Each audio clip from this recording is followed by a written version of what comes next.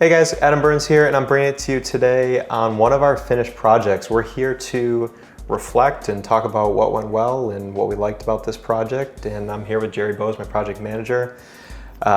This project was a long time coming. I remember when we actually purchased this one, we actually purchased it as a already ZBA or zoning board approved project. And while that sounds nice that somebody already went through all the permitting and kind of got it to that point, it comes with its own challenges, and building it is a whole experience in and to itself. This was the one that we actually ended up buying an auto body shop that turned into this building that we see before you today. And we actually inherited, you might have remembered in one of our previous episodes, a car with this one. So a lot of fun stuff has happened here, but we're here to talk today mostly about the construction and kind of what makes this building special. Jerry, starting off there, what did go well with this project and what didn't go well? Okay, so I think that one of our real strong aspects of this project was our subcontractor team. We put together very capable subcontractors that all seemed to work well together. They were there for us through the whole entire process, as lengthy as it ended up being. So I would definitely say that was our strong point. That being said, you mentioned there that it was a lengthy process. How long did this project take from start to finish? I don't mean to interrupt you, I'm sorry. No, it's okay. Unfortunately, this project took 20 months from start to finish. So from start of demo to getting our C of O. I mean, that doesn't seem too bad though. Sounds like we cranked it as fast as we could with some delays that hit us. What kind of slowed us down, and what were some of those things that didn't go so well? So a couple of things that slowed us down was, of course, COVID. That was a 2-month shutdown here in the city. No getting around that, that's for sure. There's not. But once we came back to the site, it was a little bit harder getting people back on track.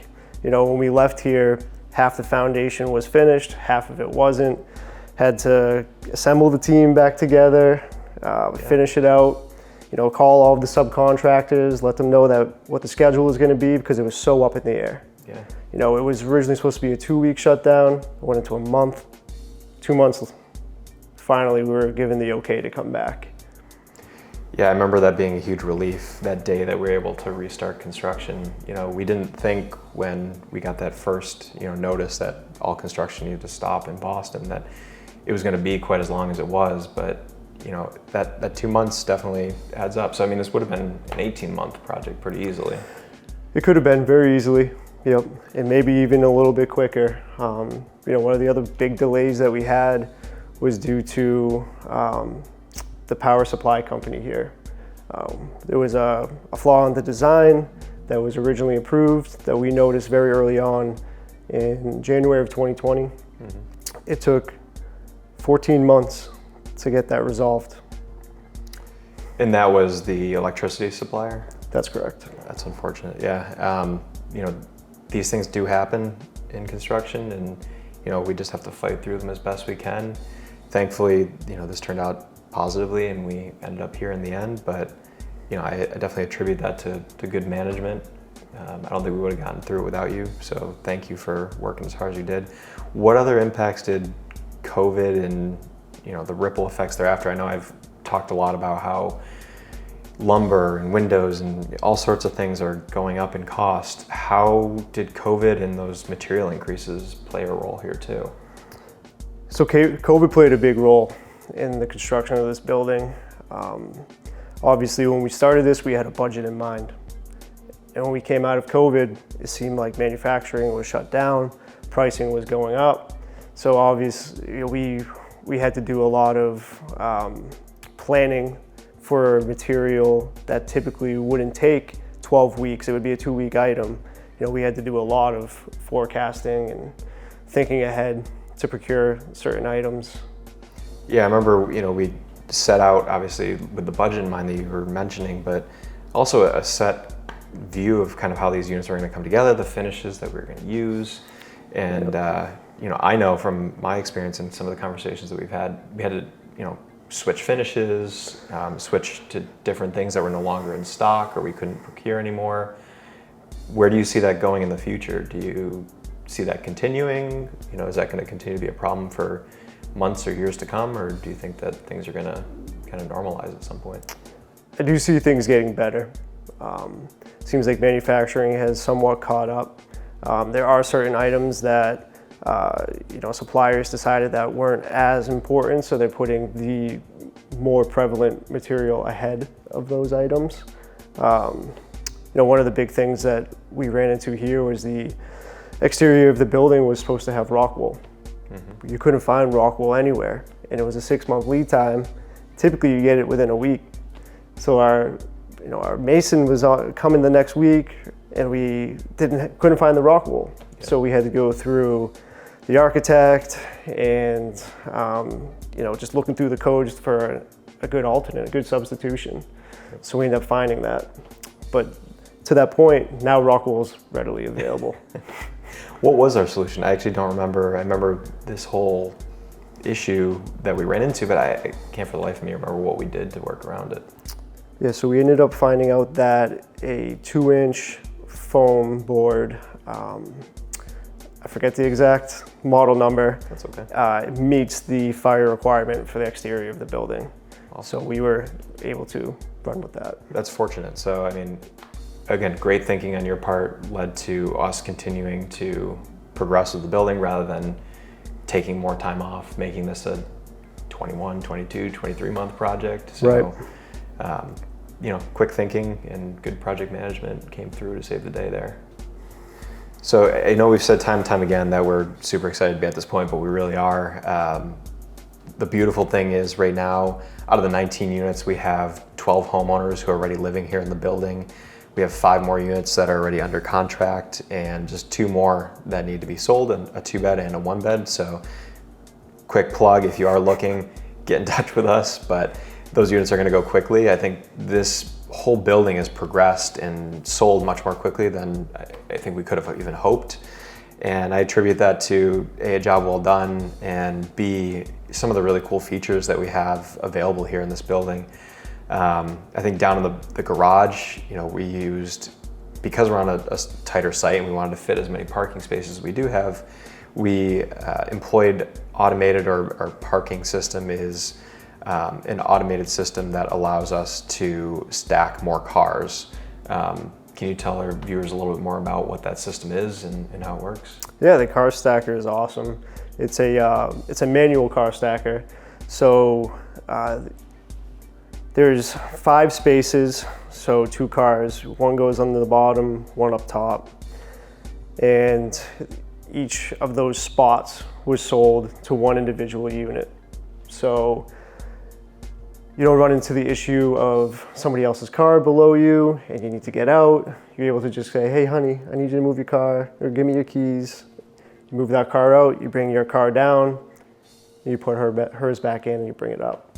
Gotcha, so you're pulling onto something that basically just lifts the car up and then another car can pull underneath, is that right? That's correct. Cool, and is there any complexities with putting one of those in, or is it fairly straightforward? I guess, why don't more people do those? It wasn't too complex. We just needed to maintain a certain height in the garage to accommodate 2 cars to be able to fit on top of each other. There was some structural groundwork laid early on, a 10-inch structural slab.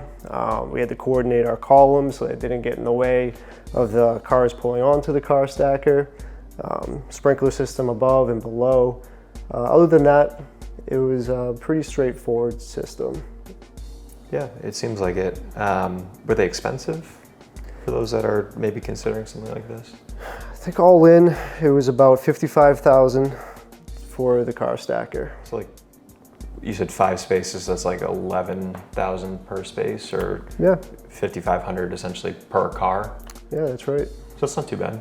No, not bad at all. I think where space is at a premium in a city, it's a great way to get more cars in there, and it doesn't seem like astronomical costs. Sure. So I remember too, I think when we were going through the inspections for the building, the elevator company had to do something with those too, right? Yes. So there's 3 different separate elevators in this building, the car stacker being one of them. So the Massachusetts State Elevator Board had to come and inspect and issue a certificate for the use of the automated lift. So they give a certificate saying that it's safe to use those, essentially, right? Yes. Is that what it's saying? Yep. Is that updated on an annual basis, or is it just one and done? Nope, once a year. They'll come out here and inspect, make sure that it's operating correctly, and then they'll reissue a certificate. So just like a passenger elevator in a lot of ways? Yeah, same exact thing. Okay, so I mean, super safe system too. Doesn't sound like it's that costly. So yeah, again, one of those reasons that we were able to move these units so quickly is really fun features like that, being able to give people 2 cars parked in a garage rather than just one. I think one of the other really cool things about this building is we added 2 light wells to the center where the 1 bedrooms are, because you know, we only have so much perimeter here in this building, and that allowed us to get those 1 bedrooms in there and still give them some light and air. Can you tell us a little bit more about, you know, A, the function of light wells, and B, how those units laid out? Sure, yeah. I mean, the light wells is a really cool feature. It was actually my first project with light wells in it. And at first it was kind of like, oh geez, that's a lot of wasted space. You know, that could be sellable space. But once you saw how it came together, and it gave that bedroom the window that it needed per code, but it also gave it a lot of natural light. And it still allowed the dining and living area in those 1 bedrooms a lot of light and ample space. So huge component for those now.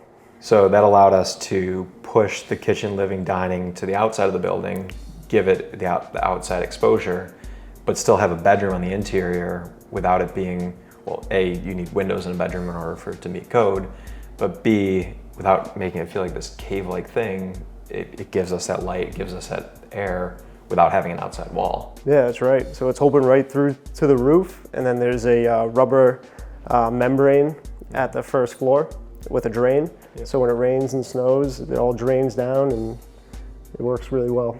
That's awesome, really cool. Did that present any construction challenges putting those in? No, it was actually pretty cool. We didn't really have any issues with that. Cool, so a lot of really great construction lessons learned, a lot of lessons in general learned, really cool features that we got to try out for the first time on this building. I think, you know, some of our viewers have been following this from the beginning, but, you know, I think people would love to know, what's your favorite unit in the building? You know, we have so many different types, all different floors. If you had one of these units and could live in one of these units, what would be your unit? My favorite unit is a sold unit. But no, if I had to, cheap shot. if I had to pick one unit that I would live in, it would most likely be 402. 402, so that's a top floor penthouse unit. Okay, good taste. Yeah, I like it because it has the skylight, the living area, a lot of natural light.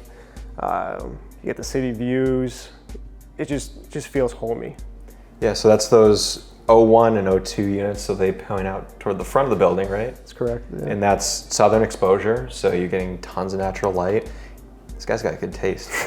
And you also get some skyline, because that one's in the corner of the building, overlooking everything else. Oh yeah. Yeah. Perfect. Well, you stole mine, but you know, I think that I agree. The 02 units, especially that 402, really great taste, really great unit. I have to say that I love the back side of the building, even though it does have that northern exposure. Those 2-bed units that point at the back, they have a great balcony outside. They still get really wonderful light, just the way that they're designed and laid out. But the added benefit of those units, they get a little more space. So they lay out a little bit differently. You get a little bit of room for a dining area. You get a nice living room. I think that regardless of the unit that you choose in this building, I think there's a ton of great options. But you know, we hope you've enjoyed following along on this project. We hope that you join us for all the projects to come. And you know, we couldn't do this without great people like Jerry taking care of these things for us. And you know, I just wanted to take a moment to say thank you, and I appreciate all your hard work. Of course, buddy. Thank you.